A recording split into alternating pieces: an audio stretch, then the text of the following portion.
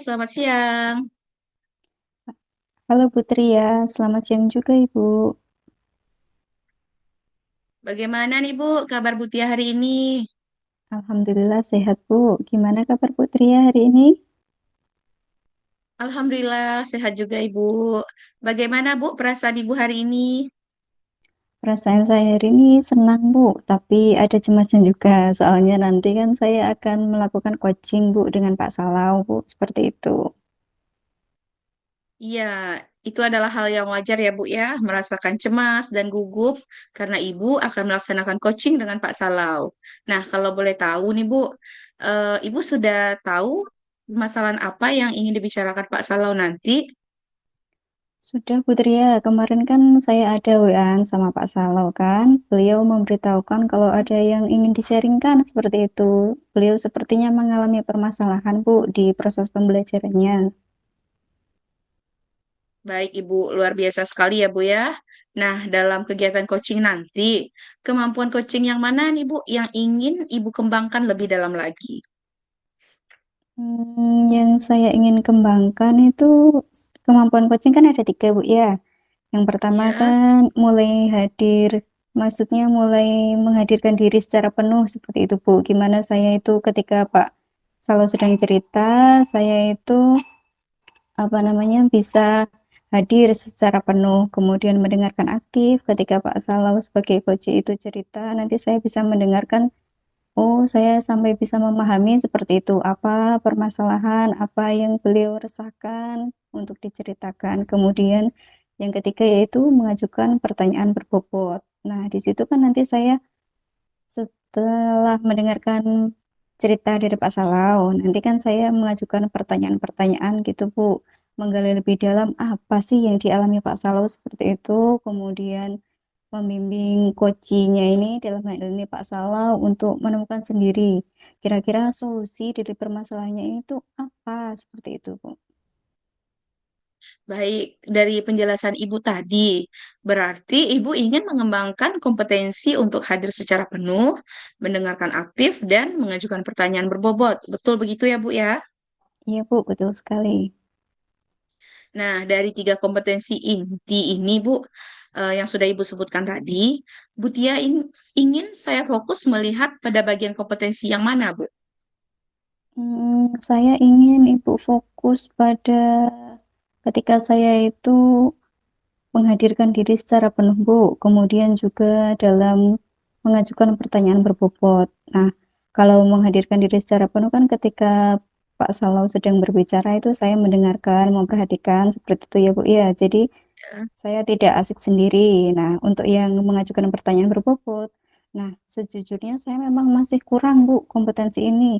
Ini tuh masih perlu saya latih seperti itu. Jadi kalau misalkan saya bisa memberikan pertanyaan berbobot kan saya menciptakan rasa nyaman untuk Pak Salo bercerita. Jadi nanti bisa menggali benar-benar apa sih yang sedang dihadapi Pak Salau seperti itu, Bu. Benar sekali ya, Bu ya. Berarti Ibu ingin kehadiran penuh saat coaching berlangsung dan kemudian pertanyaan yang Ibu ajukan nanti bisa menggali informasi dari coach. Nah, agar coach juga nyaman menyampaikan permasalahannya. Nah, itu bagus sekali ya, Bu. Nah, tadi kan Bu Tia juga menyebutkan ada kompetensi mendengarkan aktif. Menurut Bu Tia ini mendengarkan aktif itu penting atau tidak sih, Bu? Sebenarnya semuanya penting, Bu, ya. Mendengarkan aktif itu juga penting. Tetapi di sini yang benar-benar ingin saya kembangkan itu ya dua tadi, Bu, ya. Menghadirkan diri secara penuh ketika Pak Salo bercerita, kemudian bisa mengajukan pertanyaan-pertanyaan yang berbobot seperti itu, Bu. Baik, Bu Tia. Nah, menurut Ibu ini indikator keberhasilan pencapaian coaching itu seperti apa, Bu? Saya itu menganggap coaching saya nanti itu berhasil kalau saya itu bisa mengidentifikasi, Bu, masalah yang sedang dihadapi Pak Salau. Nah, Mm-mm. mengidentifikasinya pun itu secara mendalam, jadi tidak cuma secara umum seperti itu. Nah, setelah itu kan kalau sudah mampu mengidentifikasi, nanti beliau kemudian kan bisa menemukan ide atau solusi apa sih yang bisa digunakan untuk apa ya istilahnya, menyelesaikan permasalahan beliau secara mandiri. Jadi solusinya itu bukan berasal dari saya, tapi dari beliau sendiri, begitu Bu. Iya, luar biasa sekali, Bu. Berarti tujuan akhir dari coaching yang dilakukan adalah di mana itu Pak Salau bisa menemukan sendiri solusi untuk menyelesaikan masalah yang sedang beliau hadapi, gitu ya, Bu. Iya Bu, betul sekali. Oke, sejauh ini bagaimana persiapan yang sudah Ibu lakukan, Bu? Saya sudah menyiapkan beberapa Bu. Yang pertama itu berkas-berkas yang saya butuhkan itu Mhm. berkas untuk praobservasi, berkas untuk observasi, dan juga saat observasi nanti Bu. Sudah saya siapkan lembarannya seperti itu Bu. Baik, sudah lengkap semua lah berarti persiapannya ya Bu Tia ya. Sudah siap untuk melaksanakan coaching dengan Pak Salau.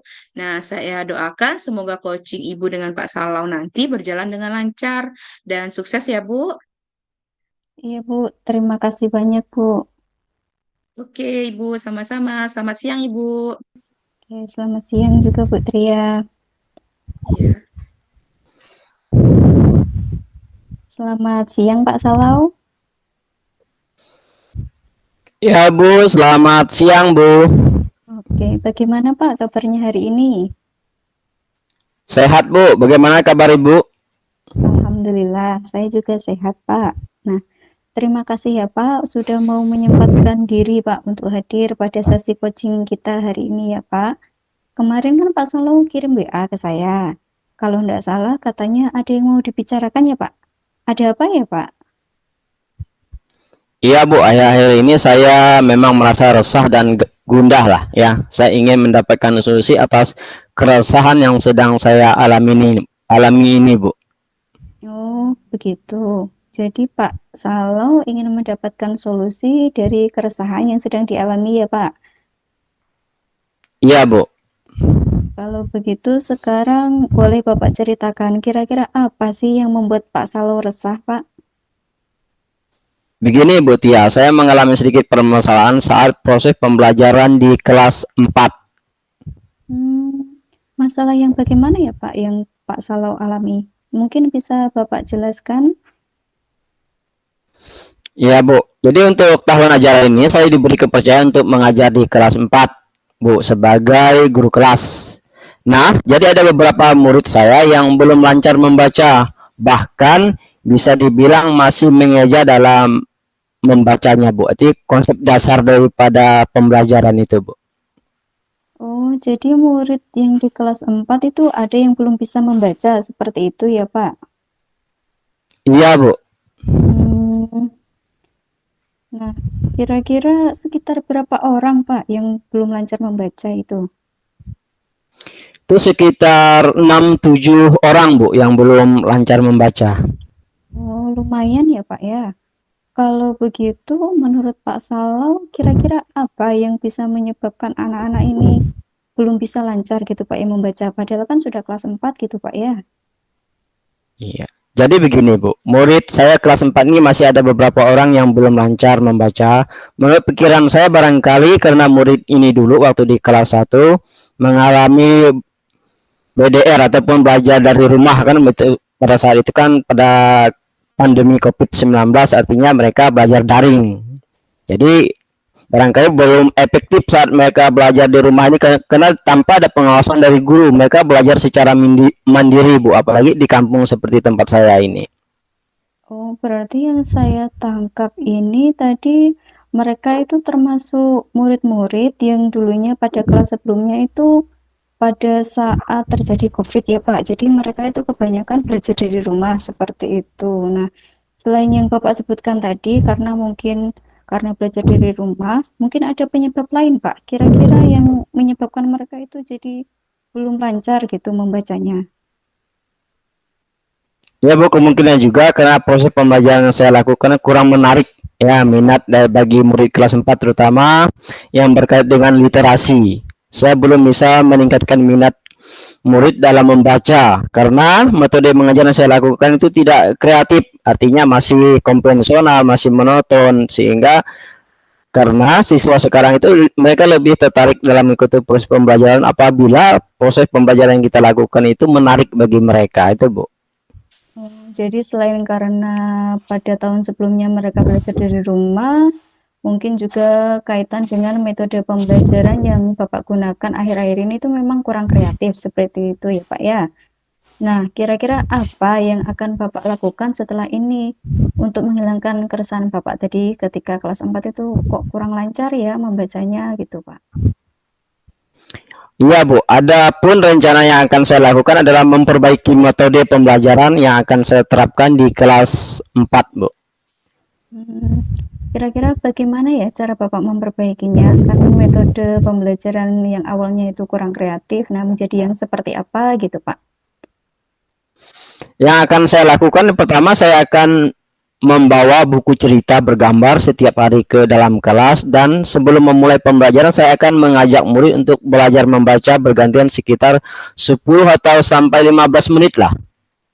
Jadi mereka diberikan waktu untuk berliterasi Bu, supaya anak-anak yang tadi yang belum lancar itu akan menjadi lancar. Karena kalau segala sesuatu yang kita lakukan secara kontinu, artinya terus menerus, artinya siswa akan menjadi terlatih dan mungkin membacanya akan lebih lancar. Yang kedua, saat proses pembelajaran yang tidak terlalu banyak menjelaskan materi yang akan membuat murid merasa bosan, tetapi saya akan bisa memberikan contoh yang nyata yang ada di sekitar murid.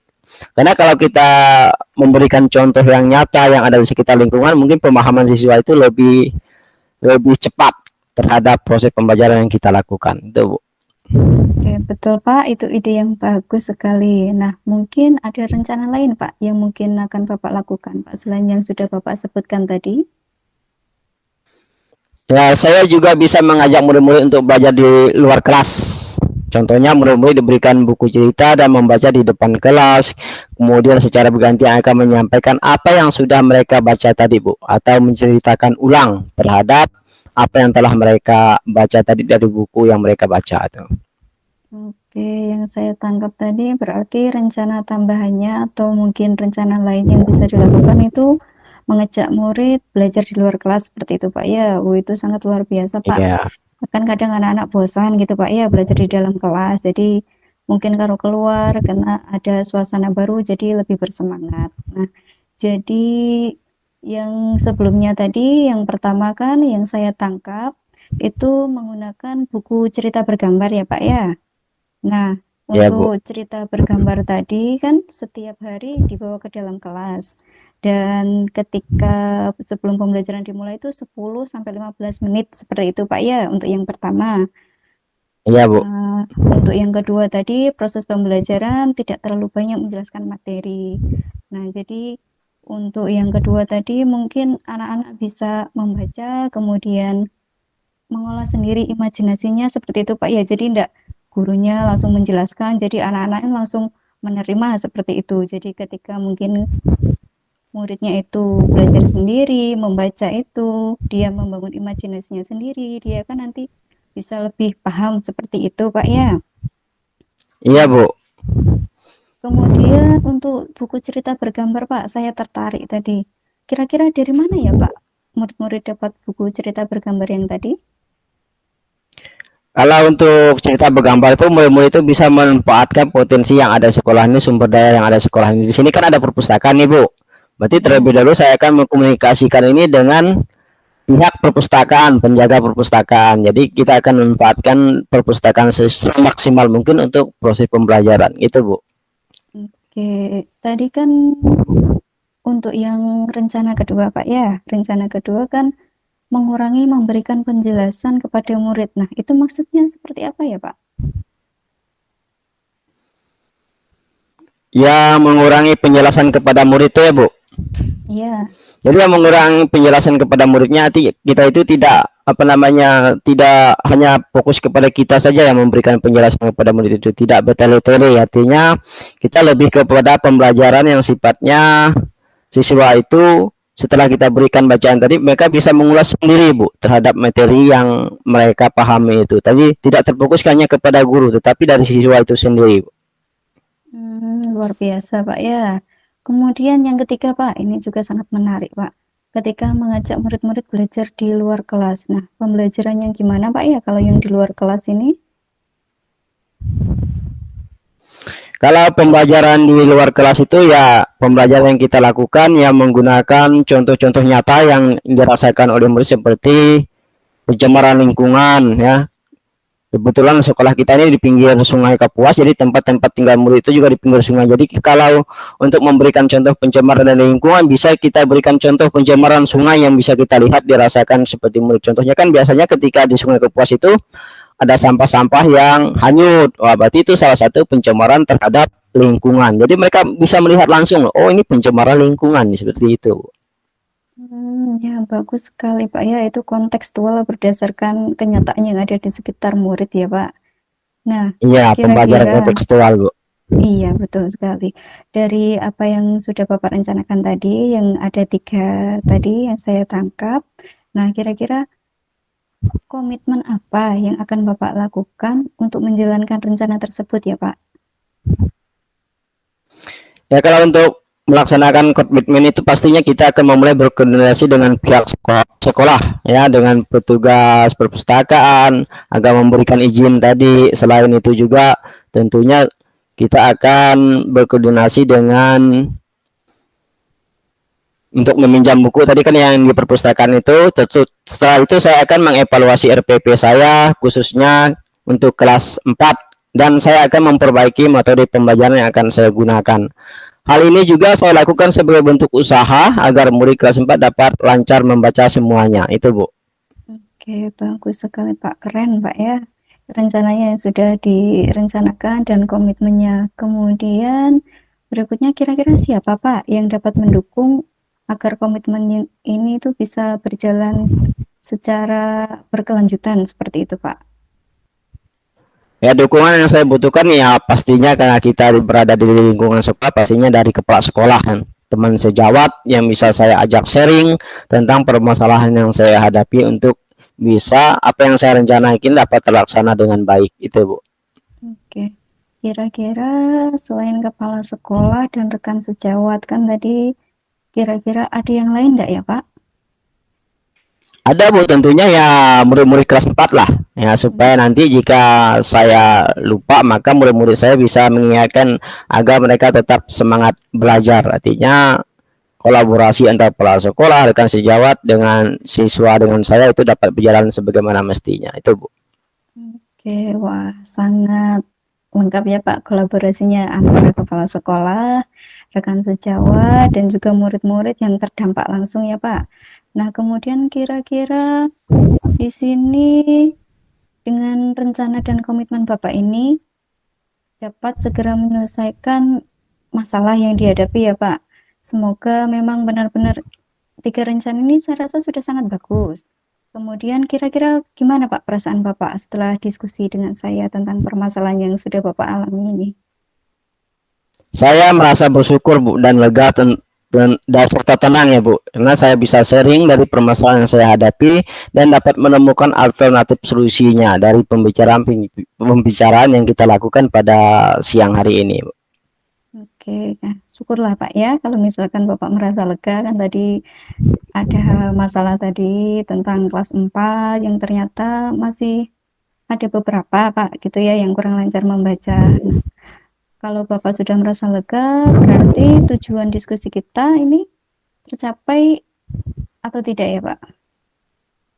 Iya, Bu.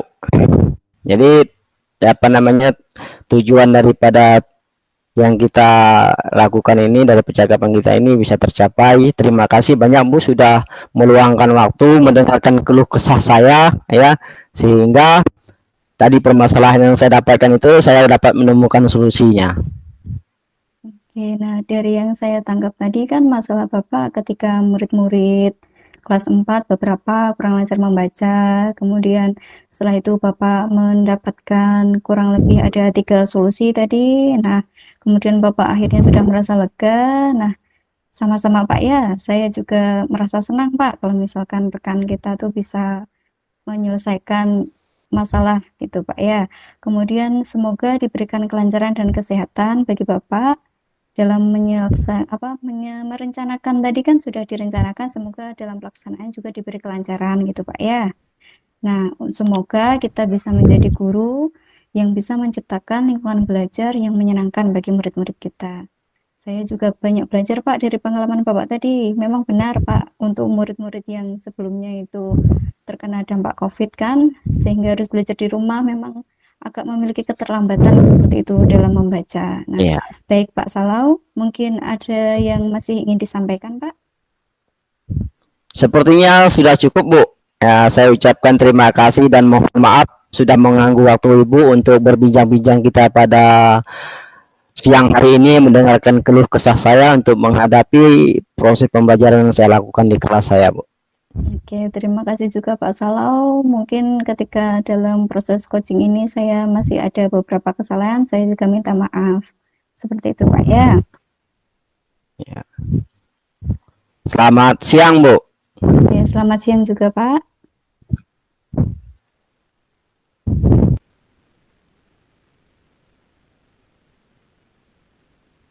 Putria masih di mute suaranya Bu. Oke. Oke, bagaimana Ibu Tia? Sudah selesai coachingnya dengan Pak Salau? Alhamdulillah sudah Bu. Pak Salau benar-benar guru yang memperhatikan perkembangan muridnya ya Bu. Ada kelas 4 tadi yang ada masalah sedikit tadi. Iya, betul Bu. Saya setuju. Tadi juga tampak Bu dalam jawaban-jawaban yang Pak Salau ucapkan tadi. Nah, luar biasa tadi proses coachingnya ya Bu ya. Dengan permasalahan yang ada, itu tidak melemahkan Pak Salau. Nah, meskipun banyak nih murid-muridnya yang belum bisa membaca di kelas 4, Pak Salau tidak merasa semakin tidak semangat untuk mengajar, tetapi justru membuat Pak Salau semakin berusaha. Nah, bagaimana caranya bisa menemukan solusi atas permasalahan tersebut? Di awal percakapan kita tadi kan ada tuh indikator keberhasilan coaching yang Ibu Tia sampaikan. Nah, kira-kira nih dari hasil coaching yang sudah dilaksanakan, bagaimana ketercapaiannya Bu menurut Ibu? Tadi kan yang saya tangkap ya Bu, dari cerita Pak Salau tadi bahwa beliau itu mengalami permasalahan dengan kelas 4 yang ada beberapa 6 sampai 7 murid kalau tidak salah itu kurang lancar dalam membaca. Nah, itu dimungkinkan penyebabnya karena memang tahun sebelumnya itu memang kita mengalami masa pandemi COVID ya Bu ya. Jadi banyak murid-murid itu yang harus belajar di rumah. Jadi setelah itu mungkin mereka jadi kalau di rumah kan mungkin gimana ya Bu, kalau ada temannya belajar kan lebih enak, kalau belajar di rumah sendiri kan kurang, seperti itu. Kemudian penyebabnya yang lain lagi mungkin tadi yang diutarakan Pak Salau itu kalau proses pembelajaran itu kurang menarik seperti itu Bu, masih monoton, masih kurang kreatif seperti itu. Nah, di sini tadi Pak Salau pun sudah menemukan sendiri solusinya kira-kira apa yang akan dilakukan rencananya itu untuk memperbaiki proses pembelajaran untuk kelas 4 ini. Kalau tidak salah tadi ada 3. Yang pertama tadi kan Pak Salau itu membawa buku cerita. Jadi ada buku cerita, cerita bergambar tentunya Bu ya. Cerita bergambar. Jadi anak-anak itu sebelum memulai pembelajaran 10 sampai 15 menit itu membaca cerita dulu.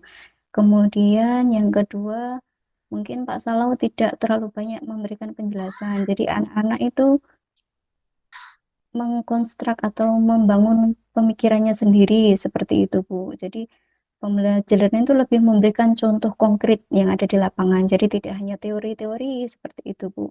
Kemudian yang ketiga, Pak Salau akan melakukan pembelajaran di luar kelas. Nah, di luar kelas ini kan mungkin muridnya dibawa duduk di depan teras kan sambil membaca buku cerita. Kan lebih santai seperti itu Bu. Kalau kita kondisinya nyaman, santai, kan biasanya pembelajaran lebih mudah masuk seperti itu ya Bu.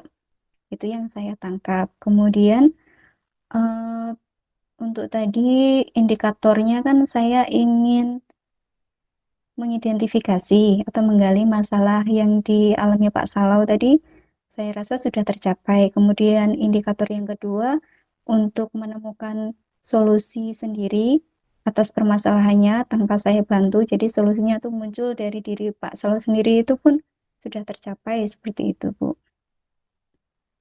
Baik, jadi indikator keberhasilannya sudah tercapai ya Bu ya. Iya, Bu. Oke, ya, di mana tadi indikatornya kan Ibu bilang ingin mengidentifikasi permasalahan yang sedang dihadapi oleh Pak Salau secara mendalam. Kemudian Pak Salau juga bisa menemukan sendiri ide atau solusi yang berasal dari dalam dirinya sendiri tentunya. Nah, bagaimana caranya untuk bisa menyelesaikan permasalahan yang sedang dihadapi beliau. Nah, jadi sudah tercapai ya Bu keberhasilan indikator keberhasilannya. Iya, Bu. Saya rasa sudah tercapai kan soalnya tadi terlihat Pak Salau itu mampu menemukan solusi sendiri dari masalah yang beliau hadapi, seperti itu, Bu. Oke, nah kalau hasil pengamatan saya tadi nih Bu, Ibu Tia sudah sangat bagus dan luar biasa sebagai coach Bu. Nah, sudah sangat menunjukkan ini Bu kemampuan sebagai coach dalam melaksanakan coaching tentunya sudah terlihat sangat bagus tadi Bu. Ya, terima kasih banyak, Bu. Masih banyak belajar juga, Bu, ini. Iya, Bu Tia sudah memiliki kompetensi inti coaching yang sangat bagus tentunya. Tadi Ibu sudah memberikan pertanyaan-pertanyaan yang berbobot kepada Pak Salau sebagai coach.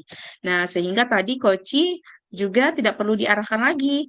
Nah, hanya dengan pertanyaan yang Ibu berikan, coach sudah mampu membuat dan menemukan solusi sendiri atas permasalahan yang dihadapi. Nah, kemudian selama proses coaching tadi juga saya perhatikan Ibu sudah menjadi pendengar yang aktif. Artinya, Ibu sudah hadir bersama dengan Koci, sudah mendengarkan Koci berbicara, dan Koci pun juga menceritakan masalahnya dengan rileks dan nyaman, karena Ibu memiliki potensi sebagai pendengar yang aktif, gitu, Bu. Oke, terima kasih, Bu. Ya, nah kira-kira apa harapan Bu Tia untuk coaching selanjutnya? Baik, Bu. Untuk coaching selanjutnya, saya ingin mempertahankan apa yang sudah baik dari apa yang sudah saya lakukan tadi. Kemudian saya ingin tetap fokus, Bu, selama coaching berlangsung, agar saya itu bisa memahami apa sih yang sebenarnya disampaikan oleh coach, seperti itu, Bu. Baik, Bu Tia. Dari proses coaching tadi, saya yakin Ibu pasti bisa mengasah lebih dalam lagi kemampuan coaching Ibu. Nah, saya yakin juga nih, Ibu pasti bisa mempertahankan hal-hal baik yang sudah ada di dalam diri Ibu. Dan semoga semua harapan Ibu bisa terlaksana dengan baik tentunya. Nah, terima kasih Bu Tia. Sudah sampai nih kita di akhir waktu kita. Bu Tia sudah melaksanakan coaching. Nah, mudah-mudahan Ibu ke depannya kita bisa menjadi lebih baik lagi. Ya, sama-sama, Ibu. Terima kasih, Ibu. Iya, sama-sama. Terima kasih juga Bu Tia. Oke, selamat siang Bu Tia. Siang, Bu Tria.